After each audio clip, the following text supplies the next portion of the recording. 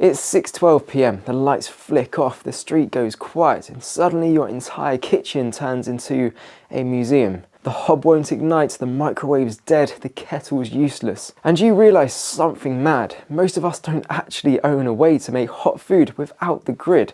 And when we get hit with storms, outages, supply issues, whatever it is, hot food isn't just comfort, it's safe water, it's warmth, it's morale. So today I'm giving you 12 ways to cook in a blackout, normal household stuff. And the key difference is I'm not just listing gadgets, I'm going to show you how to choose the right method for your home, your weather, your fuel, and what's actually safe.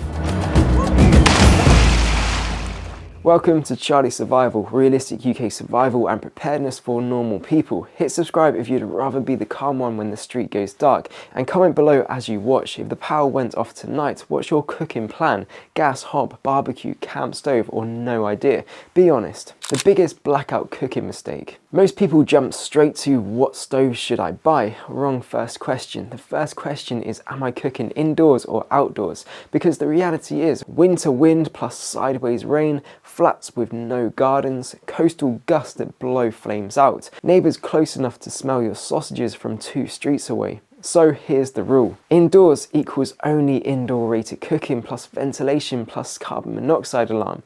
Outdoors equals most options, but wind, rain, security matter. And here's the second rule that saves you fuel, the fuel stretch hack. Heat it once, let it finish itself. This is the most overlooked thing in blackout cooking. If you boil a stew, rice, pasta or soup, you don't have to burn fuel the whole time. You can do retained heat cooking. Bring it to a proper boil, lid on. Wrap the pot in towels or blankets, or use a cool box. Let it continue cooking using trapped heat. You've just turned 45 minutes of cooking into 10 to 15 minutes of fuel. Keep that in your back pockets because it makes every method on this list work better. Alright, 12 ways, starting with the most underrated. 1. The no-cook meal, your day one lifesaver. First cooking method is not cooking. On day one of a blackout, the smartest play is often eat food that needs zero heat, because fuel is precious and you might need it for water, warmth, or a neighbour. Examples are tinned fish, beans, ready meals, oat bars, nut butter, crackers, fruits, long life milk. Pre-cooked rice sachets can be eaten cold if needed. This buys you time to set up a proper cooking station safely. Now, if you do have gas at home, method 2 is the sneaky one most people forget. 2. Gas hob with manual ignition if gas supply is still on. In loads of UK homes, the hob is gas but the ignition is electric,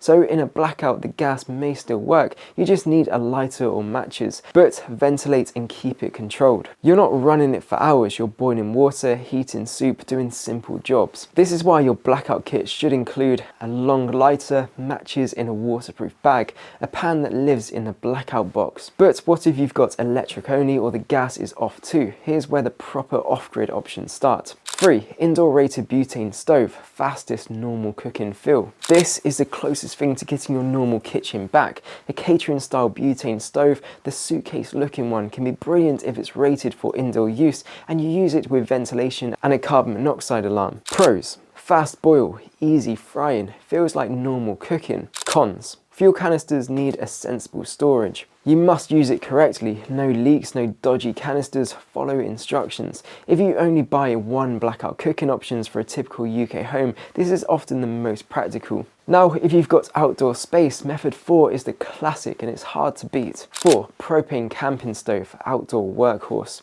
Simple, reliable, loads of control. Pros: powerful flame, easy to use. Propane stores well in cylinders.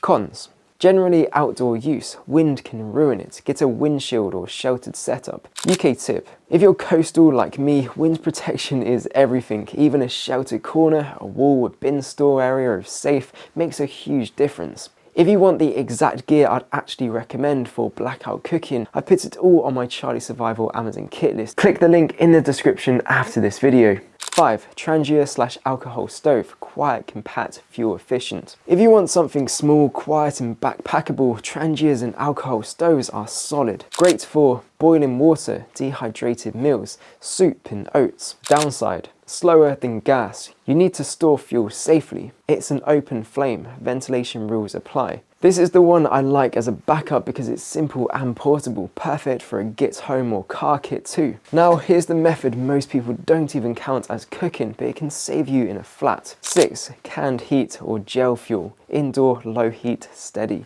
There are gel fuel options that are designed for catering warming trays and some are rated for indoor use. They won't fry steaks, but it can warm soups, heat water, keep a pot gently simmering. Pros: stores compact, controlled burn, quiet. Cons: slower, still needs ventilation. Not all brands are indoor safe. Follow labels. Okay, now we move into the sticks and twigs category, which is absolute gold if you've got outdoor space. 7. Rocket stove. Tiny fuel, big heat, outdoors only. Rocket stoves are unreal for fuel efficiency. You can cook with sticks, twigs, pine cones, dry scrap wood. Once it's going, it burns hot with surprisingly low smoke. Pros: fuel is everywhere. Fast boil, doesn't rely on canisters. Cons: outdoor only, you need dry fuel. Wind and rain management matter. This is one of the best grid down options because you're not limited by canisters. 8. Keddy kettle, fastest way to boil water with twigs. This is the make hot water now machine, perfect for tea and coffee, boiling water for food,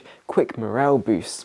Pros: extremely efficient, fast boil, tiny fuel requirement. Cons: mostly water focused, cooking meals need extra accessories. If your blackout plan does include a lot of hot drinks, porridge, pot noodles, this is monster. Now, what if you already own a cooking device right now that could solve half of this and you've never thought of it as a backup prep? 9. Your barbecue or your gas grill, the use what you've got option. If you've got a barbecue, especially gas, then congratulations, you already own a blackout cooker. Pros: you can cook real meals, boil water on the side burner if you've got one. It's easy and familiar. Cons: outdoor only, food smells travel, charcoal is smoky and obvious. Early in an outage, barbecues are fine, like the classic use the freezer food first. Long term, the smell and attention can be a problem depending on your area. 10. Fire pit or open fire cooking.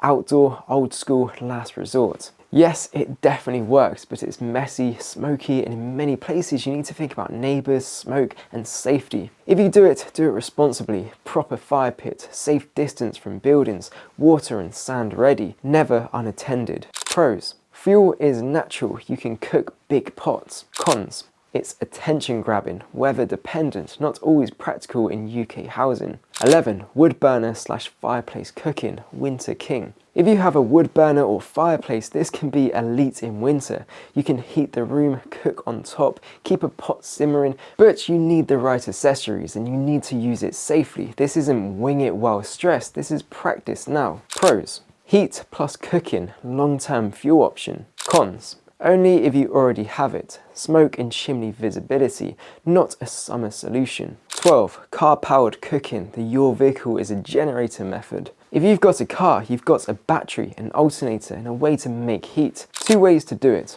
Option A, 12V cooking, safest and simplest. You can run things like a 12V travel kettle for hot drinks, pot noodles and porridge, a 12V food warmer or lunchbox cooker, slow heat but reliable, a 12V heated mug, morale matters. This is slow compared to a stove, but it's controlled and it works in awful weather. Option B, inverter cooking, more power, more risk. If you have a proper car inverter or a power station you charge from the car, you can run a small rice cooker, a low watt hot plate, even a slow cooker, best for stews. But you've got to do it properly, otherwise you'll flatten the battery. Here's some rules so you don't cook once and then can't start the car. Engine running while using high watt devices. Never run the engine in a garage or enclosed space because of carbon monoxide. Keep it outside, crack windows, stay aware of fumes. Use it as a heat water plus warm food setup, not a full restaurant.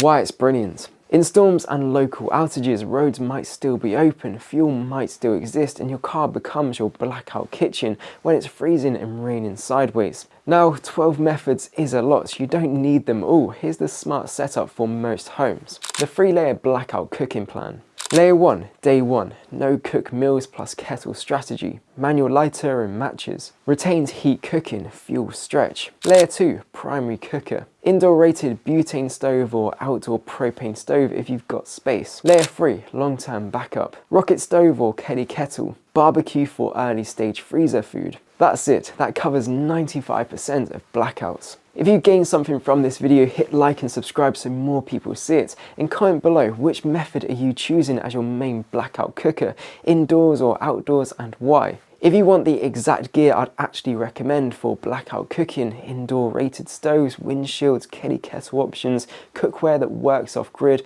fuel safe storage bits, I've put it all on my Charlie Survival Amazon kit list in the description. Now you know all about cooking, it's time to learn all about wounds. Click this video on screen now, it could genuinely save a life. As always, stay free, stay prepared and stay wild, and I'll see you over there.